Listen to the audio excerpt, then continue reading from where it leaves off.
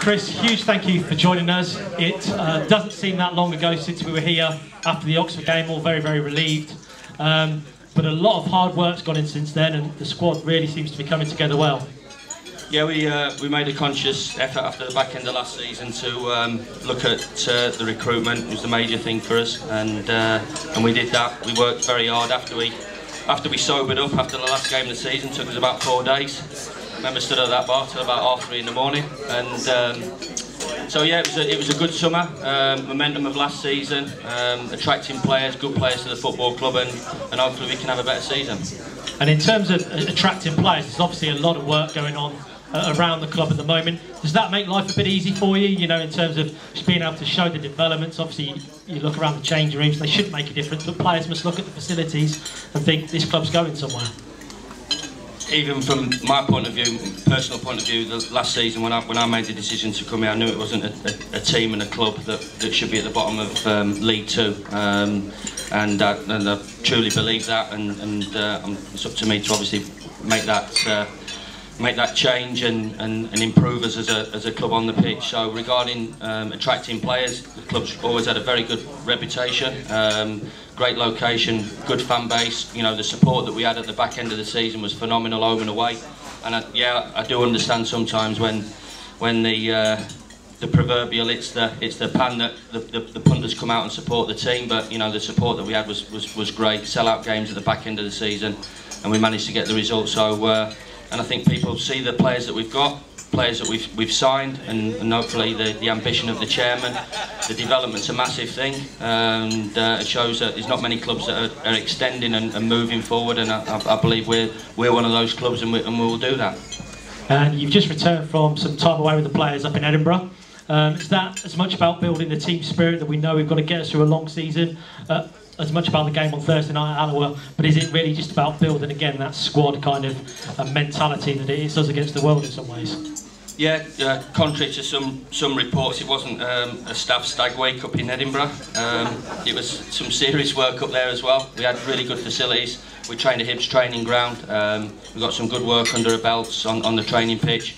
The lads, because it's a new group, they've got to live with each other for the next 9 months. Highs and lows of professional football, so it's good that we took them away up the road, and we worked very hard. We had the game on Thursday, which was a good test for us. Always when you play the Scottish side, you know you're going to get a competitive game. So we got that, and then Friday morning they were in the sea, so I think they enjoyed that. And they had some time together, as they say, going out and having a beer together, which I'm all for as well. I think it's you know, it's important that they get to know each other and get on as a group. We've still got a few weeks left before that first game at Mansfield. Now, is it the time really tonight? We're going to see ideas as to who might be the starting 11 for that game, or is it still just a case of giving everyone as much game time as possible? I think the first couple of weeks, you know, you're trying to get the minutes inside the players, that everybody gets the same amount of game time. Sometimes there's niggles, so that isn't always the case with a few of the players. But now the team is starting to bed down, and I don't think I'll be giving anything away that we're not a million miles off our starting 11 with the team that's going out there today. But there'll always be opportunities for players to stake a claim, whether it's in training or whether it's the opportunity in games. And you never know what happens in the next 3 games as well, with injuries and stuff like that. So, you know, it's an important time for players, for them to say, right, I want to be in the team for the first game of the season, because as a professional footballer, that's what you want to do. You want to play in the first team, and you want to make sure you're in that team for the game against Mansfield. And I know you'll always look forward, but I think now is a time as a fan base as well to say a big thank you for all the hard work at the back end of last season. It was a fantastic achievement to stay up, and I'm sure we're looking to be at the other end of the table come the end of the season this year. Well, that's where we want to be. We feel, you know, as I said, the club has had that experience of last year, and hopefully we'll learn. And we're settled. I'm here for the next 3 years, which I'm delighted about. We're building a side that hopefully can challenge. We're not a staff or a club to go and shout about. We're going to do this, that, and the other. We'll get on with it. We'll work hard. We'll give it as lot in every game that we go out and play. But we fancy his chances this season to do well.